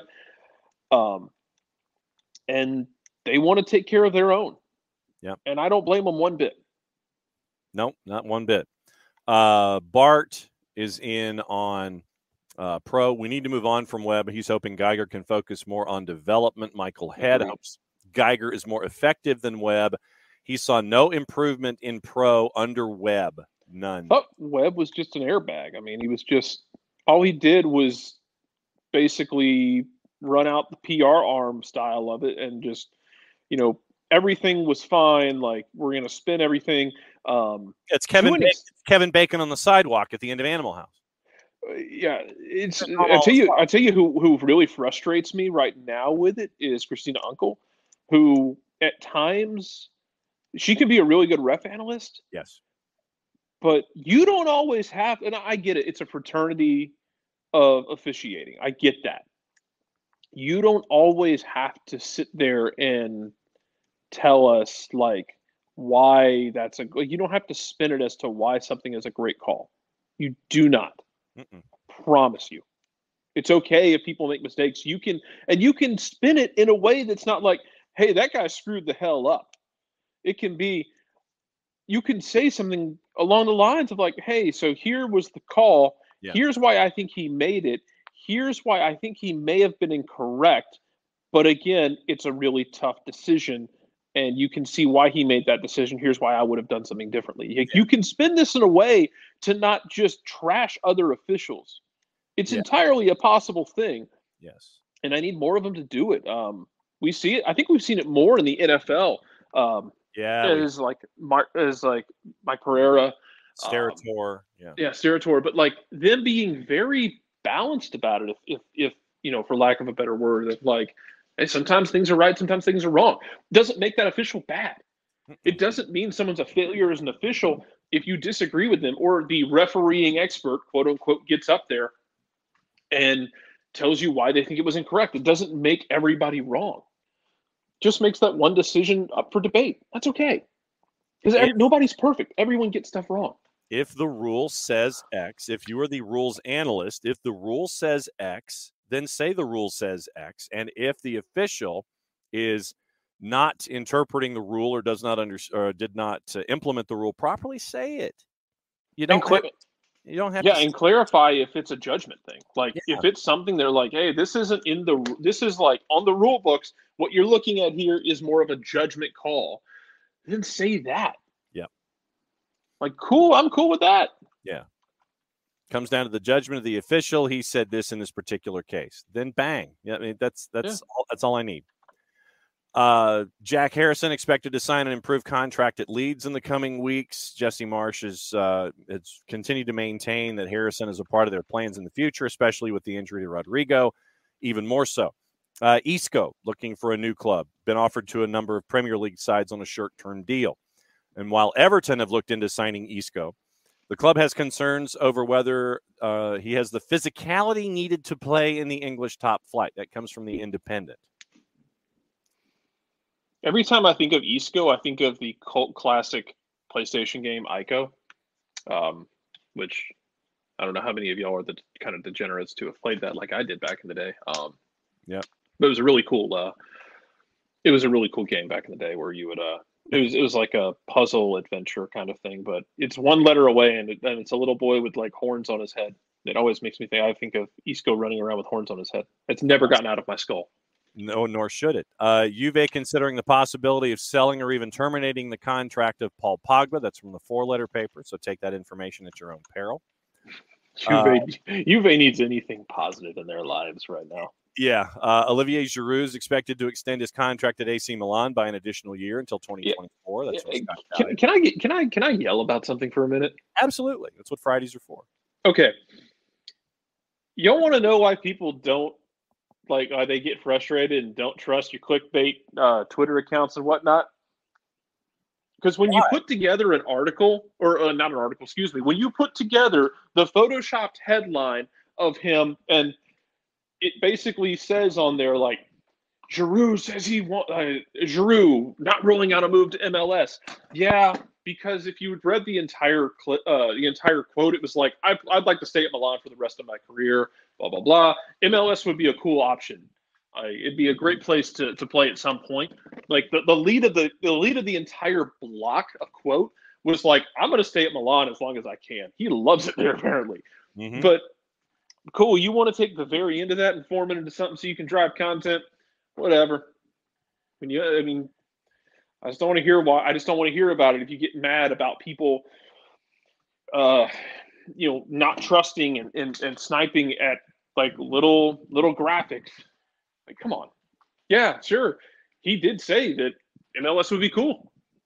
Yeah. He also said he wants to stay at Milan for the rest of his career. So lay it all out there. Don't lay the whole thing out there. Don't just throw 4 words out there. Don't cherry pick. And also don't have your article of alleged fact be based on opinions, and then try to work other angles into the whole thing too. Bart is throwing witchcraft out there, and we may have to throw him in a body of water and see if he sinks or floats. Sorry, Bart, not my rules. It's the society's rules. Believe it or not, making a call from a studio with multiple angles is much easier than making a call while you're running around chasing after 22 grown men. Witchcraft, I say, we will weigh you against a duck and we will throw you in the water and see what the hell happens. It's nothing personal. Yes. Nigerian technology billionaire Dozie Mbosi is close to a 90 million pound takeover of Sheffield United, just in time for them to possibly be promoted. And English fullback Max Aarons turned down offers from 2 unnamed Premier League clubs to help Norwich earn promotion back to the top flight. Once again, that is from the 3-letter paper. So take that with your own peril as you move forward. We've got stuff this weekend. We got everybody back. We're out of FA Cup and we're out of Gummy Bear Cup. So we've got stuff to discuss. The viewing habits for the weekend. Jarrett, do you have any particular viewing habits laid out for the weekend off the top of your head? Not really. I'm a degenerate. I'll probably watch whatever Scotland game I can find. I'm a simple man in that front. I don't really have anything grand laid out. There's no NFL this weekend because Super Bowl is next week, I believe. Yeah. Scottish Premiership is Sunday morning at 7. St. Johnstone hosting Celtic. That's going to be an ugly game. Mm-hmm. Not even scoreline-wise. St. Johnstone's just going to sit real deep. CBS Sports Network is going to be having that match on at 7 a.m. before Fiorentina Bologna at noon. The sneaky fun one was Hearts and Rangers last week because Hearts took some of a page out of Aberdeen's playbook from 2022, beginning of 2022, late 2021, the Stephen Glass era, and they showed up at Rangers with a bike chain in hand and tried to attack. They were not successful, but they went for it. Mm-hmm. And that's a little more fun than I expected it to be. But Hearts sitting pretty firmly in 3, so they'll look at a spot in Europe in some way, shape, or form. I think Hearts was the only Scottish team to win a game in Scotland in Europe this year, so that was fun in group stage play. Because Rangers had the worst group stage performance, I think, in Champions League history. Celtic wasn't far behind. No. Both of the Glaswegian clubs were not good. Hearts just carrying the mantle for all of Scotland there. So that was fun. Viewing habits today. Chelsea and Fulham is at 3. Michael Head will have the decks cleared so he can watch that. It's on USA Network. Fox Deportes, Liga MX Femenil, Atlas and Juarez. FC Juarez is at 8. Universo is your simulcast partner for USA Network. On the Plus, Belgium at 2:40. Bundesliga with Bayer Leverkusen at 2:20. Bundesliga B at 12:30. Paderborn and Fortuna Düsseldorf. Athletic Club and Cadiz is at 3. The Argentine Primera doubleheader tonight at 6 on Paramount Plus. And to Bart's question, is Malik Tillman good or just good in Scotland? Yes. He is good. He is also good in Scotland because he's handling the physicality of it well. My biggest complaint about him is one he's starting to put to bed a bit, which is that he would disappear when the game turned into a street fight. And I think he's learning to roll with that, learning to kind of take his punches and not get KO'd. Yes.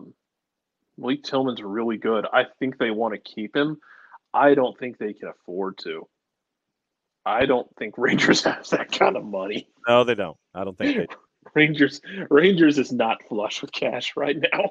No, no, they're not. No, but they, because I keep waiting for them to sell Alfredo Morelos, and at this point, it's not going to happen. Which is sad. They missed their window multiple times with Alfredo Morelos because now he just looks like a blimp. Yes, I was going to say he looks more like a defensive tackle than anything else. Yeah. They missed that window probably 2 summers ago. But yeah, Malik Tillman is very, very good. Like, get him outside of Scotland, I think he will still be very, very good. His technical ability is an absolute joy. So, like, here's the thing, man. The competition isn't great in Scotland, but they pack those defenses tight, so he ends up doing cone drills in the box around people, and it's always hilarious when it happens. I'd rather he make a move up, Art. I don't necessarily want him to stay at Rangers. Not for any like anti-Rangers thing, but like I want him playing better competition. Yeah. It's the same thing that I think in a year or two I would like to see CCB make the jump from Celtic. I would like to see him make that jump to England or to another country, to a better league that's going to be more challenging for him, so he can continue to grow. Rangers isn't a bad place to be. You're going to get Champions League games, but otherwise you're going to get a lot of teams that sit in. So you're going to have some practice trying to break those defenses down. Mm-hmm.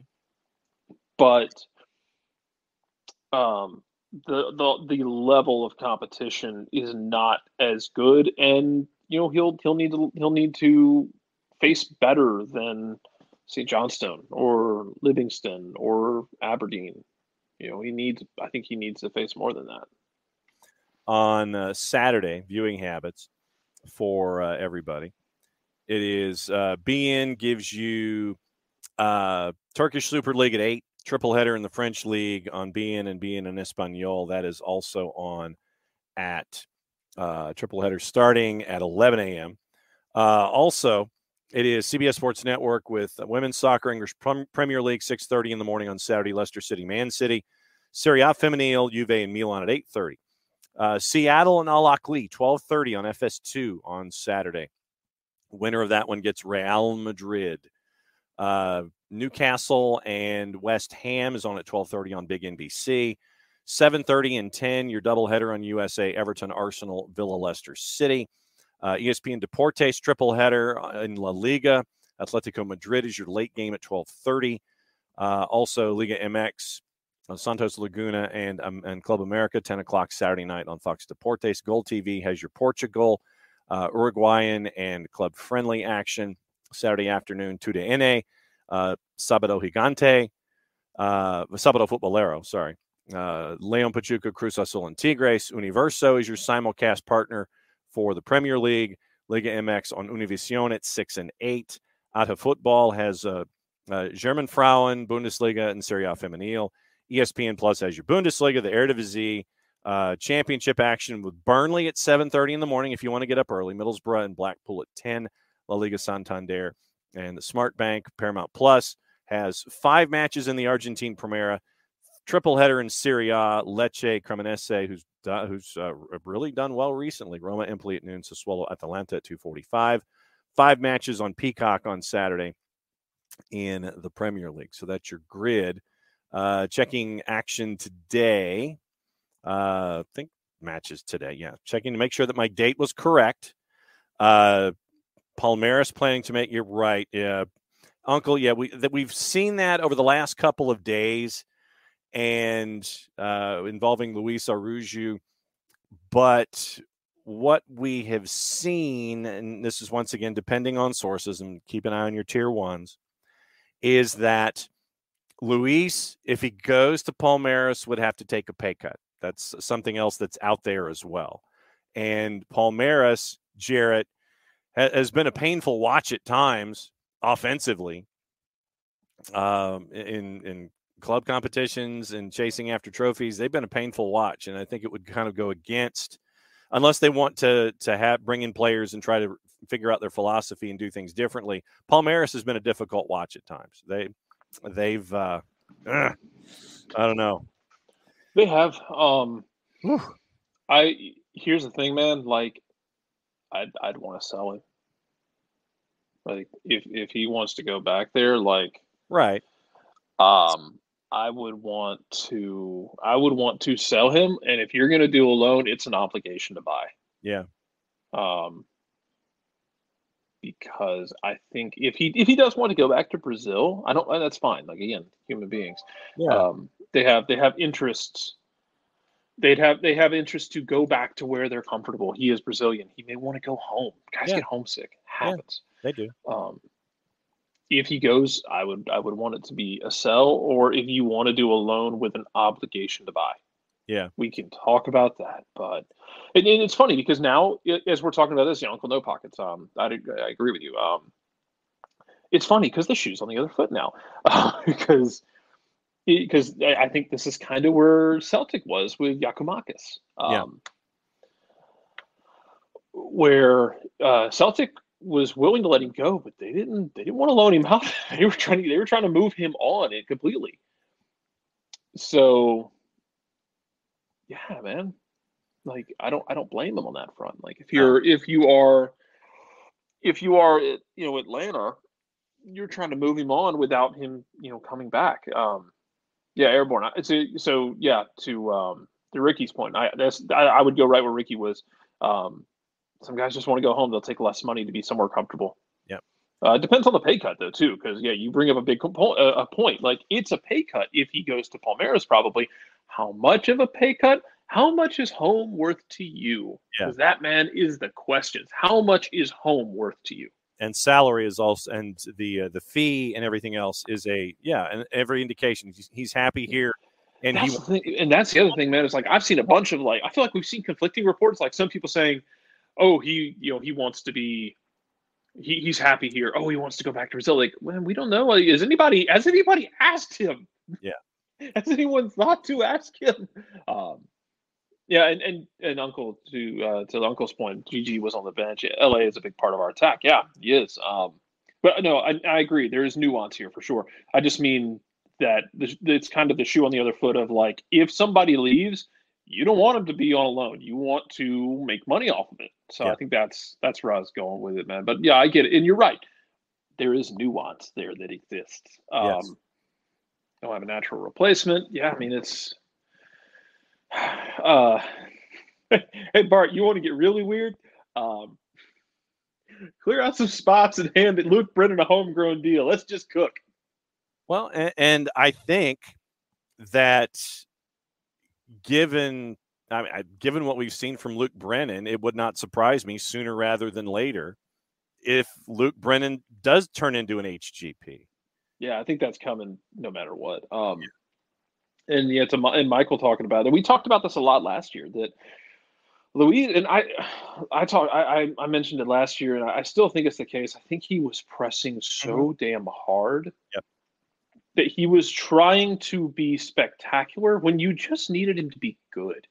I believe they brought in somebody for psychological work this year. I believe they brought in like a sports psychologist this year on staff, which is great because I think he's the kind of player who could use it because I think we know he's talented. I think, and this is the thing I disagreed with like Taylor Twellman saying he's never looked the part. Nah, man, he looked the part end of 21, like very beginning of 22. The end of 21. Yeah. After he came here, he's great. He scored, lit up the preseason last year. Scored in the first game before he blows his hamstring, and as everybody just spiraled and the whole thing circled the drain, it just seemed like he was pressing and just wasn't able to get it going. I think he looked that part. End of 21. I vehemently disagree with him on that.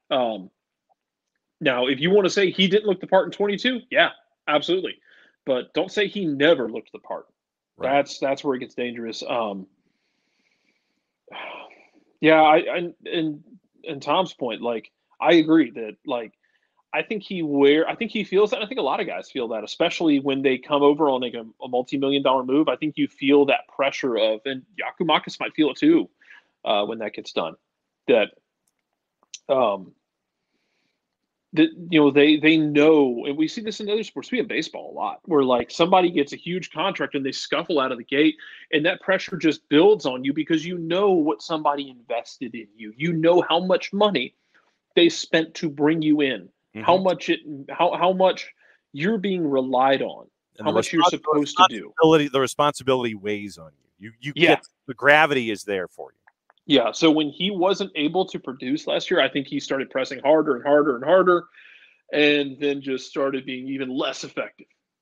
Yeah, and so, 2021 Luis Araujo would be a godsend for this offense, especially if Giakoumakis is going to be that big body who can move around in front of goal and, fling center backs around and create space for him.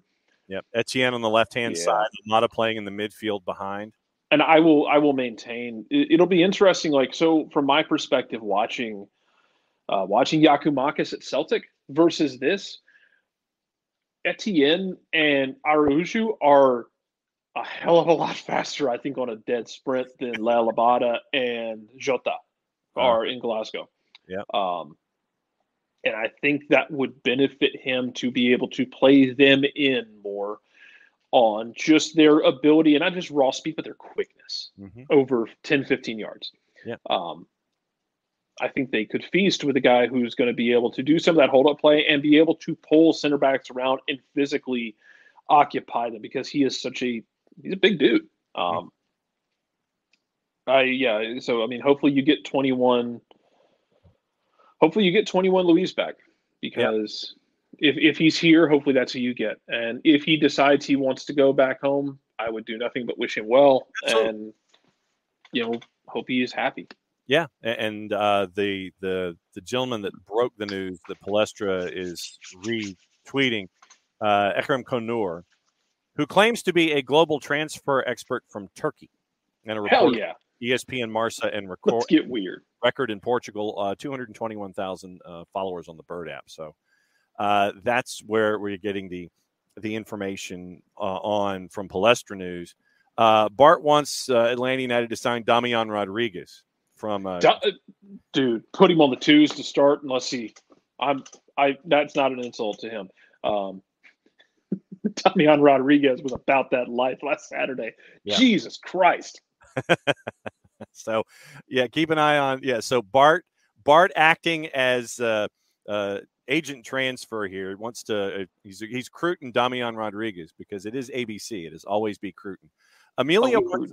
Emilio wants to know the difference between basically obligation and option to buy, because there are levels here.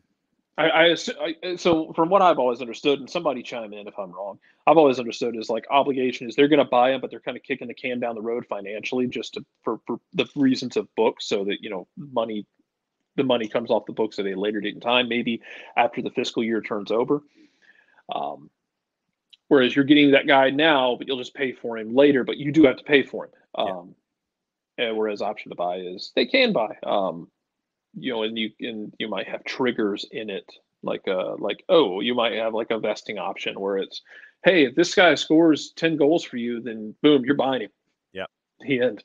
I know that gets a little bit trickier, but I've always understood it as you're kicking the financial can down the road, but you are going to buy them. Yes.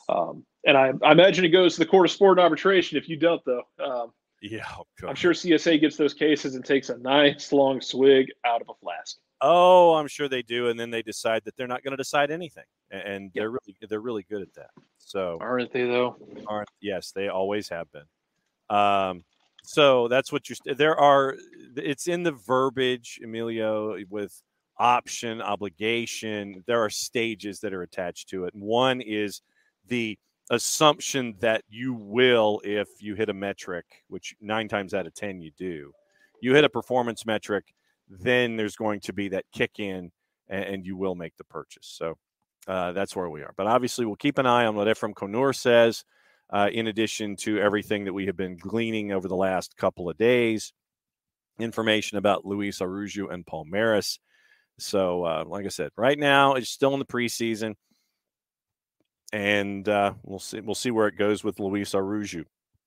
Now, we mentioned Luis Abram, Yakumakis we've talked about. What else is in the hopper once again? We find out about it outbound in instead of inbound out. So always look at your tier 1 sources and keep an eye on what's going on with everyone that you keep an eye on your Bird apps. Looking at juice boxes and matchups, we've had a lot of games that have already started today, and games that are late. It is Asia, it is Middle East, it is North Africa. You've got the early friendlies that have kicked off in the afternoons. You've got all of these friendlies that are still going on. You've got North Africa. You've got Premier League Cup. You've got the Middle East and still going on through lunchtime in the early part of the afternoon. A lot of the stuff that we focus on here at SDH doesn't really kick in, pardon the pun, until later on in the afternoon as I'm sitting here scanning to see if there's anything going on before the 3 o'clock kicks when it comes to juice boxes for today. Celtics. Celtics coach is washing his hands on the situation, according to Ricky Ricardo. I imagine talking about Ange and GG. So it's like, if he ain't here, I ain't talking about him. It's basically he's an unperson going forward. Ange hates the media as much as anybody in the world. It's amazing. I'm amazed he's talking to them at all without like. You remember the highlight? You remember the clip in the airplane of the captain walking through the airport and just cleaning out everybody who was trying to solicit him? Absolutely, Robert Stack, no doubt. Yeah, he's basically Robert Stack going through media without the violence. Ange Postecoglou wakes up choosing violence. He doesn't, and it's like a default. He doesn't choose violence. He has to choose not violence. Violence is the default for him when it comes to answering questions from the media. Yes. And getting into the semantics of pronunciations, Tom is saying, shouldn't we really be calling Gigi YY? Yee? I don't know.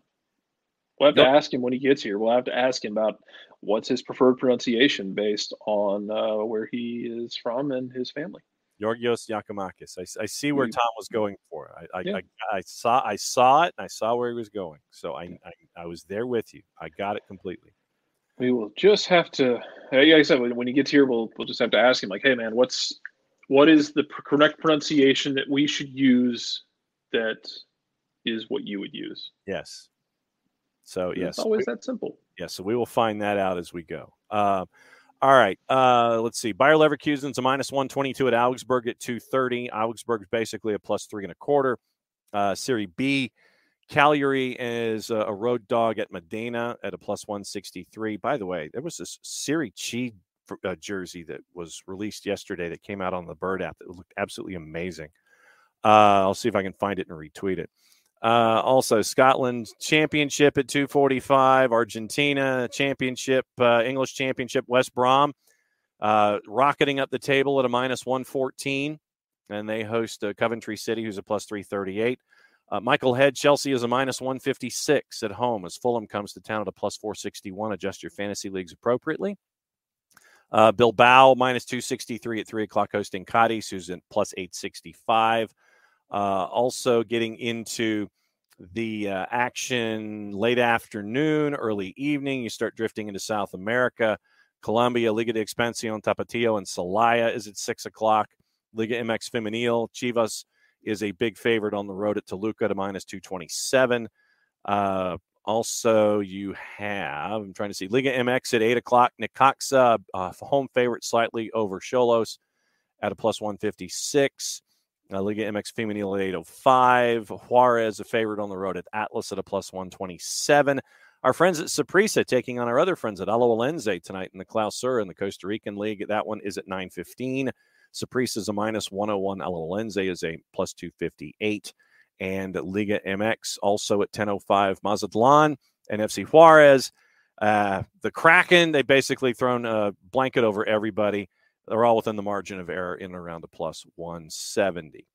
Heinze Bowl at 6. Okay, so the Heinze Bowl is at 6 o'clock. Newell's and Sarsfield. You might be able to catch that one on TIC, fntz.co/soccer down here.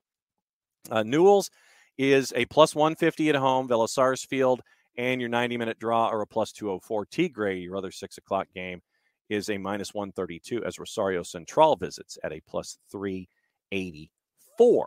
So 4-card, nicely done, picking up the Heinze Bowl at 6 o'clock. Jarrett, what else is on your mind before we go for another week? Oh, not a lot. Enjoy the games this week. Atlante. Too many teams that have ATLA in some capacity of their names, and I don't have I lack the energy to do this. So. No, you don't. You do not.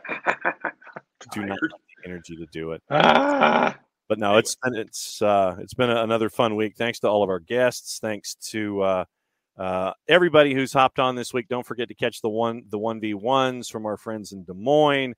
John Schuster in Duluth at Duluth FC. We find out about what it's like for him to be a new co-owner of an NPSL franchise. That's out there.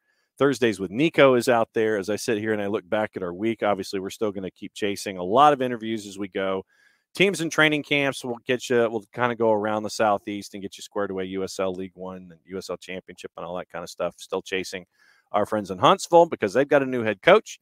And Omar Jarun joined Jack Collison in Huntsville. Jared, it was good for Omar. He was an assistant here with Jack Collison with Atlanta United too. A lot of the good things that happened with Atlanta United too. I know they were few and far between last year. Omar Jarun got a lot of credit from Jack Collison, so taking him with him, he's part of that staff. So good for Omar. Jack really spoke highly of him and his work in the week and the details, getting them ready for a number of their games. So we'll see.